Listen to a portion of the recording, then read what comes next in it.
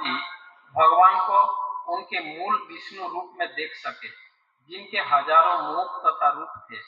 यह विधि आत्म साक्षात्कार कहलाती है। असली आत्म साक्षात्कार भगवान के निर्विशेष तेज का दर्शन नहीं है, अपितु भगवान के दिव्य रूप का साक्षात दर्शन है। जैसा कि यहाँ स्पष्ट उल्लेख हुआ है, ब्रह्मा जी ने पूर्ण पुरुषोत्तम भगवान को महापुरुष के रूप में देखा। अर्जुन ने भी कृष्ण को इसी रूप में देखा था। अतएव उसने भगवान से कहा, परम ब्रह्म परम धाम पवित्रम परम भगवान पुरुषम शाश्वतम दिव्यम। आप परम ब्रह्म परम धाम पवित्र करने वाले परम सत्य नित्य दैवी पुरुष है। भगवान परम पुरुष अर्थात सर्वश्रेष्ठ रूप है। पुरुषम साक्षात्तम शाश्वत परम भोक्ता है। ऐसा नहीं है कि निर्विशेष ब्रह्म रूप धारण करता है, अपितु निर्विशेष ब्रह्म ज्योति भगवान के परम रूप का उद्भास है। ब्रह्म शुद्ध होने पर भगवान के परम रूप को देख पाए। निर्विशेष ब्रह्म के सिर पांव हाथ नाक कान नहीं हो सकते, ऐसा संभव नहीं है, क्योंकि ये भगवान के रूप के लक्षण है। मायामयम शब्द का अर्थ है आध्यात्मिक ज्ञान। इसकी व्याख्या मध्वाचार्य ने की है। मायामयम ज्ञान स्वरूपम। भगवान के रूप को बताने वाले इस मायामयम शब्द का अर्थ मोह नहीं लेना चाहिए, प्रत्युत भगवान का रूप वास्तविक है और इस रूप का दर्शन पूर्ण ज्ञान का प्रतिफल है। इसकी पुष्टि भगवद गीता में हुई है। बहुनाम जन्म नाम अंते ज्ञानवान माम प्रपद्यते। ज्ञानवान शब्द का अर्थ है ऐसा व्यक्ति जिसे पूर्ण ज्ञान हो। ऐसा व्यक्ति पुरुषोत्तम भगवान का दर्शन कर सकता है और इसलिए वह उनकी शरण में जाता है। मुख नाक कान आदि प्रतीकों द्वारा व्यक्त भगवान का रूप नित्य है। ऐसे रूप के बिना कोई आनंदमय नहीं हो सकता, किंतु भगवान सच्चिदानंद विग्रह है। जैसा कि शास्त्र में कहा गया है, ईश्वर परम कृष्ण सच्चिदानंद विग्रह। जब कोई पूर्ण दिव्य आनंद को प्राप्त होता है तो वह भगवान के परम रूप विग्रह को देख सकता है। इस संबंध में श्रील मध्वाचार्य कहते हैं, गंधाख्या देवता जगत पृथ्वी तिष्ठति एवं व्याप्तम जगत विष्णु ब्रह्मात्मस्थम ददर्शः। ब्रह्मा ने देखा कि जिस प्रकार सुगंधियां तथा रंग सारी पृथ्वी में फैलते हैं, उसी प्रकार पूर्ण पुरुषोत्तम भगवान विराट विश्व में सूक्ष्म रूप में व्याप्त है। श्रील प्रभुपाद द्वारा इस श्लोक की तात्पर्य यहाँ पर समाप्त है। ओम अज्ञानं तिमिरन्धस्य ज्ञानाञ्जनं शलाकया चक्षुरुन्मीलितं येन तस्मै श्रीगुरवे नमः। श्रीचैतन्यमनोभीष्टं स्थापितं येन भूतले स्वयं रूप कदा मह्यं ददाति स्वपदान्तिकम्। वन्देऽहं श्रीगुरो श्रीयुतपदकमलं श्रीगुरुन् वैष्णवांश्च श्रीरूपं साग्रजातं सहगना रघुनाथान्वितं तं सजीवं स्वाद्वैतं सावधूतं परिजनसहितं कृष्णचैतन्यदेवं श्रीराधाकृष्णपादान् सहगन ललिता श्रीविशाखान्वितांश्च। नमो विष्णुपदाय कृष्णपृष्ठाय भूतले श्रीमते भक्तिवेदान्त स्वामिनिते नामिने। नमस्ते सरस्वती देवे गौरवाणी प्रचारिणे निर्विशेष शून्यवादी पाश्चात्यदेशतारिणे। वाञ्छाकल्पतरुभ्यश्च कृपा सिन्धुभ्य एव च पतितानां पावनेभ्यो वैष्णवेभ्यो नमो नमः। जय श्री कृष्ण चैतन्य प्रभु नित्यानंद श्री अद्वैत गदाधर श्रीवासादि गौर भक्तवृंद। हरे कृष्णा कृष्ण कृष्ण हरे हरे, हरे राम राम राम हरे कृष्णा। प्रहलाद द्वारा नृसिंह देव को प्रार्थनाओं से शांत करना। इस अध्याय के आज के श्लोक में प्रहलाद महाराज अपने प्रार्थनाओं में स्तुति में परम पुरुषोत्तम भगवान की साकार रूप का पुष्टि कर रहे हैं। परम पुरुषोत्तम भगवान निर्विशेष, निराकार, निर्विशेष,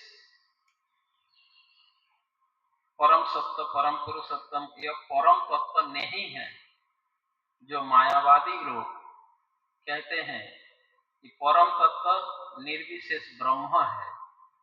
प्रहलाद महाराज की स्तुति से यहाँ पर स्पष्ट रूप से वर्णन हुआ है कि परम तत्व यानी परम पुरुषोत्तम भगवान वे साकार है। यानी प्रहलाद महाराज यहाँ पर स्तुति करते हुए बताते हैं कि जब ब्रह्मा जी परम पुरुषोत्तम भगवान को दर्शन किया तो किस रूप में दर्शन किया? निराकार से केवल ज्योति के रूप में नहीं, हजारों हजारों मुखों, पांवों, सिरों, हाथों, जांघों, कानों, नाकों, आंखों, मुखों से युक्त, और ऐसा रूप, इसी रूप में अर्जुन भगवान के इस दिव्य रूप को दर्शन किए थे। ऐसे कोई एक व्यक्ति नहीं, ऐसे कोई प्रमाण है, कोई घटनाओं का प्रमाण है जहां परम पुरुषोत्तम भगवान की इस दिव्य रूप को जिन्होंने देखा है, ऐसे कोई उदाहरण, घटना, ऐसा प्रमाण है। तो मायावादियों का जो कहना है कि परम तत्व निर्विशेष है, यह सत्य नहीं है। परम सत्य का ये जो निर्विशेष रूप, उनका कहना है निर्विशेष रूप परम है, वहीं से साकार रूप प्रकट हुआ, यह मायावादियों का कहना है। मायावादी लोग निराकार को परम सर्वोच्च मानते हैं और भगवान के साकार रूप को निराकार रूप से साकार रूप प्रकट हुआ, यह उनका कहना है। जबकि वैदिक शास्त्र, श्रीमद् भागवतम, गीता, उपनिषद आदि शास्त्र के प्रमाण, वेदांत सूत्र, इन सभी के प्रामाणिक तथ्य के रूप में यह बताया जा रहा है। गीता में, भगवत गीता में भगवान कहते हैं ब्रह्मण ही प्रतिष्ठा हो, ये जो निर्विशेष ब्रह्म, इसका आश्रय मैं हूं। ब्रह्मण ही प्रतिष्ठा हो, ये ब्रह्म, निर्विशेष ब्रह्म का आश्रय मैं हूं। तो जो निर्विशेष ब्रह्म जिनके आश्रय में है, जिनके अधीन है, जिनके आश्रय में है, जिनसे ये निर्विशेष ब्रह्म, ये ज्योति निकल रहा है, तो उस ज्योति से साकार रूप प्रकट कैसे हो सकता है? एक बात। तो इस प्रकार मायावादियों का जो कहना, ये शास्त्र के प्रमाण के अनुसार यह सत्य नहीं है। भगवान के साकार रूप से निराकार रूप प्रकट हो रहा है, ज्योति रोशनी, जो गीता में भी बताया, श्री चैतन्य चरितामृत में बताया गया है कि भगवान के शरीर के जो रोशनी है वही ब्रह्म ज्योति है। तो ये ब्रह्म ज्योति जो निर्विशेष ब्रह्म रूप, ये भी भगवान का, भगवत अनुभूति का, भगवान के संबंध ये जो अनुभूति तथा साक्षात्कार, यह भगवत साक्षात्कार का एक अंश है, ये पूर्ण साक्षात्कार नहीं है। श्रील कृष्णदास कविराज गोस्वामी वर्णन करते हैं, ज्ञान योग मार्गे जा रहे भजे जय सब। जो लोग ज्ञान मार्ग द्वारा तथा योग मार्ग द्वारा, ज्ञान योग मार्गे तारे भजे जय सब, जिन लोगों ने परम पुरुषोत्तम भगवान की भजना ज्ञान मार्ग द्वारा या योग मार्ग द्वारा करते हैं, यानी भगवत साक्षात्कार, आत्म साक्षात्कार के कोई पद्धतियां वैदिक शास्त्र बताते हैं, ज्ञान मार्ग, योग मार्ग आदि, कर्मयोग, भक्तिमय सेवा, के द्वारा भक्ति योग, ऐसे कोई प्रोसेस आत्म साक्षात्कार के लिए कोई प्रोसेस, कोई पद्धतियों का वर्णन है। भगवत गीता में भगवान जिसमें भक्तिमय सेवा के द्वारा भगवत साक्षात्कार तथा आत्म साक्षात्कार करना सबसे सरल और श्रेष्ठ उपाय के रूप में बताते हैं।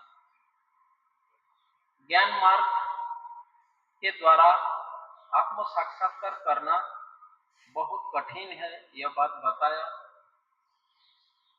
और यह सभी के लिए संभव ही नहीं है। जो भी तो ज्ञान मार्ग, योग मार्ग आदि ये सभी आत्म साक्षात्कार का अलग अलग उपाय, प्रोसेस है। अब श्री चैतन्य महाप्रभु के सिद्धांत के अनुसार जो कृष्णदास कविराज गोस्वामी बता रहे हैं कि आत्म साक्षात्कार भगवत साक्षात्कार के संबंध में ये बताते हैं, ज्ञान योग मार्ग के तारे भजे जैसा। जो लोग ज्ञान मार्ग द्वारा भगवत साक्षात्कार करना चाहते हैं तथा योग मार्ग यानी अष्टांग योग आदि के द्वारा, ऐसे योग मार्ग और ज्ञान मार्ग द्वारा जो लोग भगवान को जानना चाहते हैं, समझना चाहते हैं, साक्षात्कार करना चाहते हैं, ये लोग क्या होता है, ब्रह्म तथा ब्रह्म परमात्मा रूपे परे अनुभव। ये चैतन्य महाप्रभु कितने स्पष्ट रूप से बता रहे हैं। जो लोग ज्ञान मार्ग द्वारा परम तत्व को अनुभव करना चाहते हैं या योग मार्ग द्वारा अनुभव करना चाहते हैं, या तो ब्रह्म के रूप में अनुभव करेगा परम तत्व को, या तो परमात्मा के रूप में अनुभव करेगा। भगवान के रूप में ये लोग नहीं जान सकते, साक्षात्कार नहीं कर सकते। ये जो प्रोसेस है परम तत्व का रियलाइजेशन यहां तक कर सकता है, उसके आगे नहीं कर सकते। भक्ति योगे भक्त पाए ताहार दर्शन, परंतु भक्ति योग द्वारा भक्त भगवान की पूर्ण अनुभूति कर सकता है। भगवत अनुभूति पूर्ण अनुभूति है, ब्रह्म अनुभूति आंशिक अनुभूति है, परमात्मा अनुभूति उससे थोड़ा और एक स्टेप आगे होता है, पर भगवत अनुभूति एक पूर्ण अनुभूति है। और इसकी पुष्टि भागवत करते हैं श्रीमद् भागवत में, वदंती तत्त्वविदः सत्यम यज्ञानमद्वयम् ब्रह्मेति परमात्मेति भगवान इति शब्दते। परम तत्व की अनुभूति का 3 स्तर है, ब्रह्म अनुभूति स्तर, परमात्मा अनुभूति स्तर और भगवत अनुभूति, भगवान की अनुभूति की स्तर। ये 3 अलग अलग स्तर है, लेवल है। वदंती तत्त्वविदः सत्यम, तत्त्वविदगण कहते हैं, भागवत में कहा गया है तत्त्वविद, तत्व को जानने वाला, तत्त्वविदगण, तत्व को जानने वाला कौन है, जो श्री कृष्ण से चली आ रही परंपरा में तथा 12 महाजन, ये सभी तत्त्वविद व्यक्ति है। तो वदंती तत्त्वविद, तत्त्वविदगण का कहना है, क्या कहना है, परम तत्व के संबंध में, वदंती तत्त्वविदः सत्यम यत् ज्ञानम, जिसका ज्ञान अद्वयम अद्वितीय, जो अद्वितीय परम तत्व है, इस संबंध में उनका कहना है क्या, ब्रह्मेति परमात्मेति भगवानिति शब्दते। ये परम तत्व ब्रह्म अनुभूति, परमात्मा की अनुभूति और भगवत अनुभूति द्वारा परिभाषित होता है।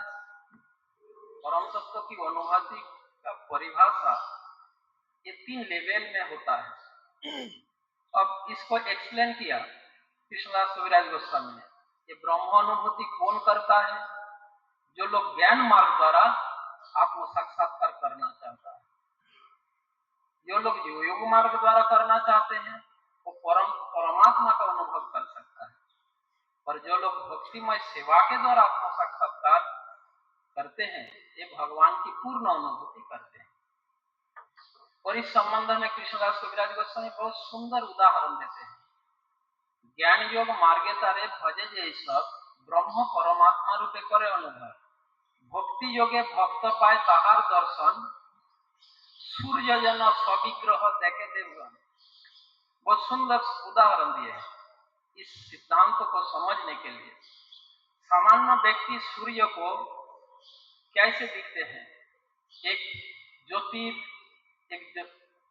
पिंड या ज्योतिर्मय एक ज्योतिष के रूप में सूर्य को देखते हैं, एक सामान्य व्यक्ति हम सभी। पर देवताओं सूर्य को एक व्यक्ति के रूप में देख पाता है। सूर्य देव एक देवता है, एक पर्सन है, एक पर्सनैलिटी है, एक व्यक्ति के रूप में दिखता है। एक सामान्य मनुष्य सूर्य को व्यक्ति के रूप में नहीं देख सकता।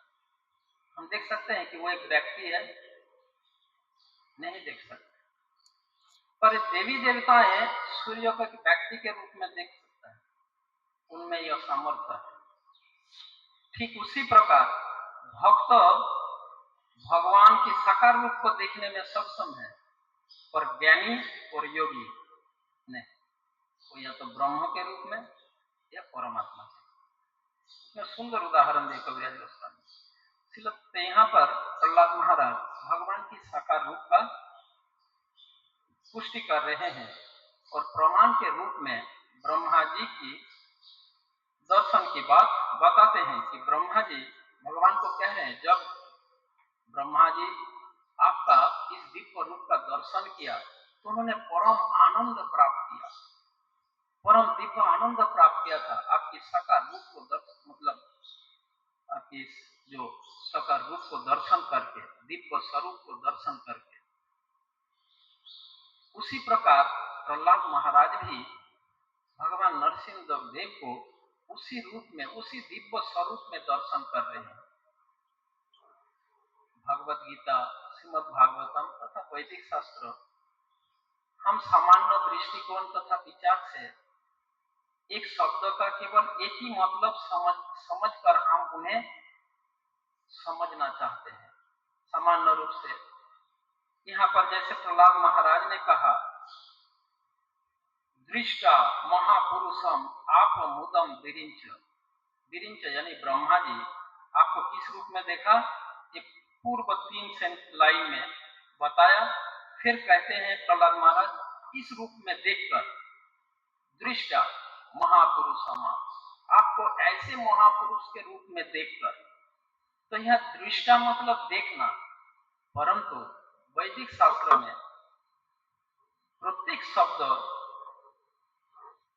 के कोई अर्थ होता है, यानी शास्त्र के सिद्धांत को समझने के लिए इसके जो गूढ़ अर्थ होता है उसको समझना आवश्यक होता है। अन्यथा केवल एक्सटर्नल मीनिंग तथा सामान्य अर्थ द्वारा अगर हम सिद्धांत को समझने जाएंगे तो वो अंडरस्टैंडिंग, वो समझ पूर्ण नहीं होता, अपूर्ण होता है। जैसे उदाहरण के लिए सामान्य रूप से हम दृष्टा देखना, देखने का अर्थ हम यही समझते हैं आंखों से दिखना, जबकि देखने का मतलब केवल आंखों से देखना नहीं होता। देखने का भगवद गीता में भगवान ने कहा, परम दृष्टा निवर्तते, है ना। यह देखने का अर्थ केवल आंखों से दिखना नहीं, देखने का अर्थ क्या होता है? जानना, समझना, अनुभव करना। और सामान्य अर्थ देखना मतलब देखना, आंखों से देखना, यह माना जाता है, जबकि देखने का अर्थ ऐसा नहीं है। अगर ऐसा माना जाए तो वो पूर्ण नहीं है। जैसे कि अगर कोई व्यक्ति कहता है, मैं अपने बेटी के लिए लड़का देख लिया। मानो एक व्यक्ति उनके बेटी के शादी के लिए बात कर रहे हैं, तो अपने परिवार में वो कहते हैं, मैं अपनी बेटी के लिए लड़का देख लिया। तो इसका मतलब क्या होगा? वो आंखों से देख लिया, ये बोल रहे हैं क्या? ये मतलब क्या होता है? उस लड़का को अच्छे से जाना, समझा, सारे इन्वेस्टिगेट किया, सब कुछ किया, तब जाके वो ऐसा कहते हैं मैंने लड़का देख लिया। तो यहाँ देखने का मतलब क्या हुआ?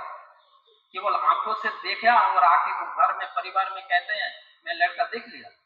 नहीं। जब पिता कहते हैं मैं अपनी बेटी के लिए लड़का देख लिया, तो इसका मतलब यह हुआ कि उनको केवल आंखों से नहीं देखा, उनके बारे में, उनके गुण, उनके स्वभाव, उनके बैकग्राउंड, उनका सब कुछ उन्होंने समझा, पता किया, तब जाके आगे मैंने देख लिया। हाँ या ना? तो देखने का मतलब केवल आंखों से देखना नहीं होता। प्रहलाद महाराज यहाँ कह रहे दृष्टा महापुरुष माप मुदम विरिंच। ब्रह्मा जी आपको ऐसे महापुरुष, ऐसे दिव्य स्वरूप में देखा। तो यहाँ देखने का अर्थ यह नहीं है केवल मैंने आंखों से ऐसा देखा, नहीं, ऐसे नहीं होता है। जबकि एक सामान्य जो मायावादी लोग सदैव यही बाहरी एक्सटर्नल बाहरी अर्थों को लेकर एक सिद्धांत देते हैं, जिस कारण उनके सिद्धांत अपूर्ण तथा झूठ या अपूर्ण या गलत हो जाता है, या तो गलत होता है या तो अपूर्ण होता है, क्योंकि वो बाहरी मीनिंग को लेकर सिद्धांत देते हैं। जैसे भगवत गीता में अर्जुन भगवान की